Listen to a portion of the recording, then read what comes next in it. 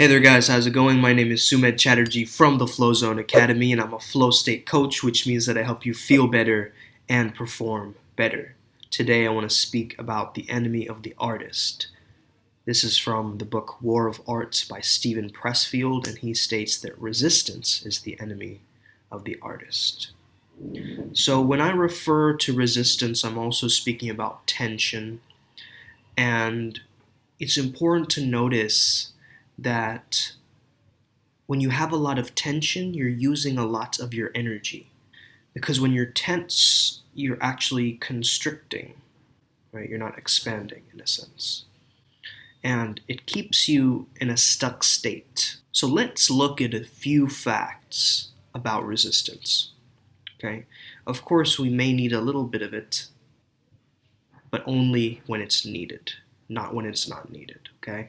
Otherwise, you got to be loose, you got to be relaxed, you got to be creative. And you'll notice when you are feeling much more relaxed, you're more likely to be creative.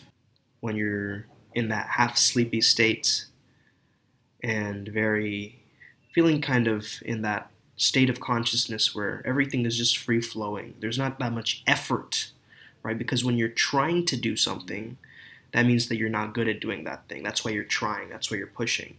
Now, exerting a little bit of force or energy in the beginning is important. That's the struggle phase of the flow cycle. But then release and letting go is also an important element because it's a precursor to flow. Okay, that's the phase that's the precursor to flow. So understanding that. So resistance is fueled by fear. Fear is false evidence appearing real. All right, so it is an illusion, so you're being fueled by an illusion. It's in your mind. You got to understand it exists for only one purpose, which is to get you not to do your work. It's a force of nature, so it's impersonal to you.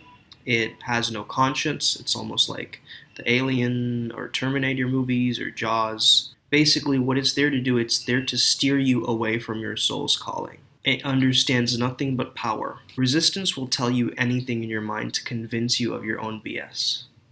All right, it feeds into your ego. It keeps you in the place where you're comfortable.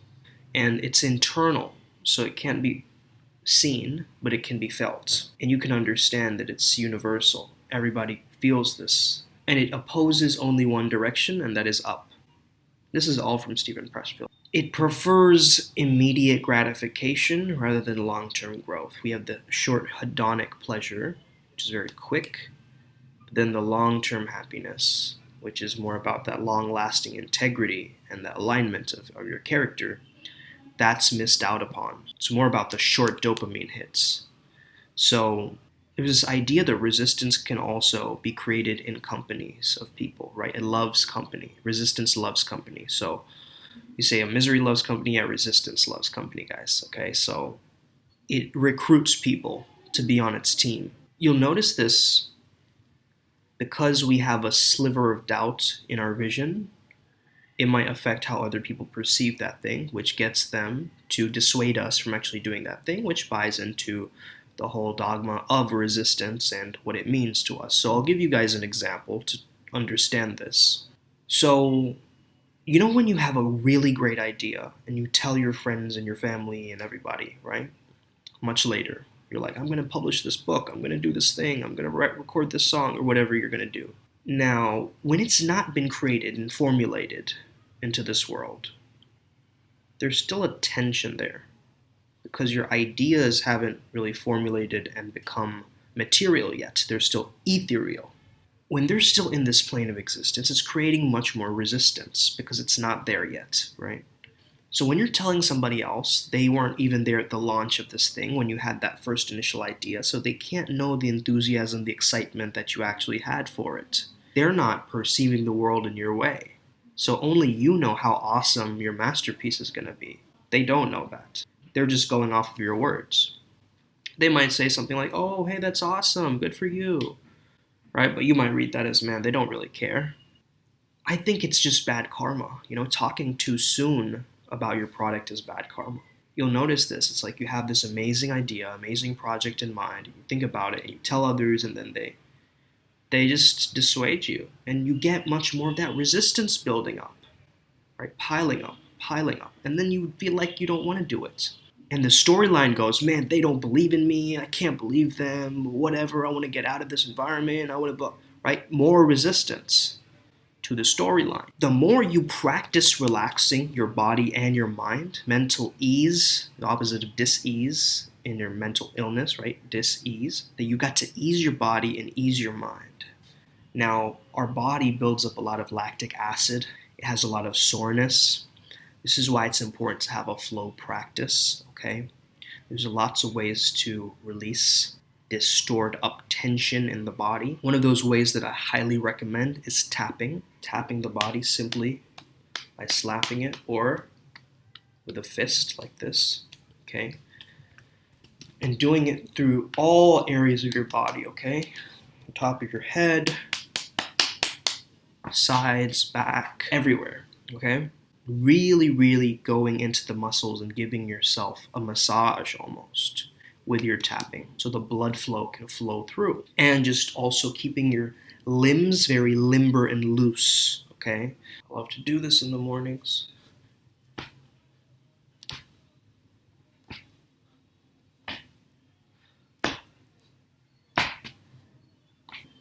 This is called the heart expander. Besides the heart expander, there are many other ones that you can do. I love this. I love putting the knuckles in the temples. There's a lot of great ones.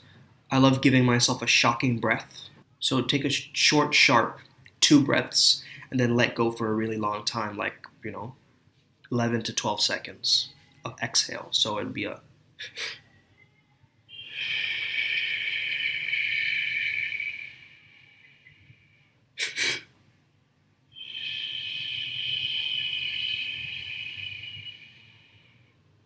practicing that gets your body to understand how to deal with this thing. Your body doesn't know if you're talking to it and you're like, relax, calm down. It doesn't know that. But with your breath, it can know that. It's the Google Translate of your body. If you're speaking in English, it's not going to get it. Your breath, that's how you translate and speak to your body. It's through your breathing. So if it's very shallow, you're going to feel in that fight or flight, that stress mode. There might be no threat around you, but your breath is shallow and it's building that sense of heightened awareness where you might not need that heightened awareness all the time. So using the tension when it's needed. Simply teaching your body to relax. Nobody really teaches us that, right? Who teaches us to relax? Not really anybody. They tell you to relax. All right, calm down, relax, it's going to be okay. Well, how do I do that? I love progressive muscle relaxation where you clench a certain part of your body and then you let it go. Now, the same principle can be done with your mind, okay? Let's say you have an intrusive thought. What you can do is exaggerate it, squeeze it, and then let it go. Because then you're taking how ridiculous it sounds, all right? Like, for instance, if I get really angry, I'll record my own voice or take a video of me getting mad, and then I'll play it back and see how ridiculous I look. And I almost do it to exaggerate it to make myself laugh. And laughter is a release, right? It's letting go.